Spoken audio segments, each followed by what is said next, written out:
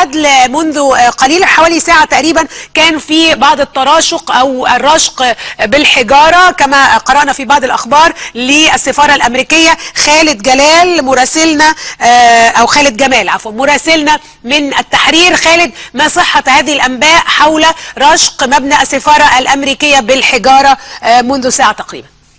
الحقيقة يا أستاذ لميس، الرشق هنا ليس كان بجانب السفارة ولكنه عند شارع الشيخ ريحان. قام منذ قليل بعض الصبية الذين يتراوح أعمارهم بين 13 سنة إلى 17 سنة، لا أحد يعرف هويتهم. في بعض الناس قالت دول مجموعة من الألتراس.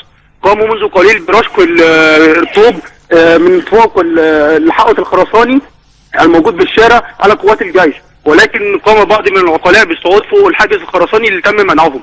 ولكن عندما حدث ذلك قاموا بالاعتداء عليهم لأنهم تم منعهم، وقالوا نحن ليس بلطجية. ولكن العقلاء قالوا أنهم هؤلاء من يصيرون لاستفزاز الجيش، وقالوا أنهم كانوا سبب رئيسي في استفزاز الجيش في الأحداث الماضية. وكان من شوية يا أستاذ لميس كان في حالة من الهرج والمرج ومشاجرات كتير والاعتداء على الأيدي، بعضها توقف وبعضها مستمر إلى الآن. هذا هو الوضع الآن يا أستاذ لميس عند شارع الشيخ ريحان. هل في تزايد في الأعداد يا خالد ولا الأعداد لسه ضعيفة؟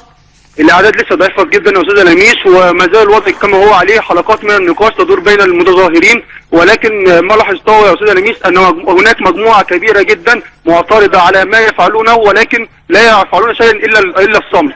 يقولون نحن معترضين، دول هيخربوا البلد، وهم واقفين برضه ما بيعملوش أي حاجة ولم يتم منعهم. والملاحظ ايضا ان هناك اعداد كبيره جدا من الصبيه هم من يقومون برشق الحجاره وهم من يقومون عند الحاجز الخرساني.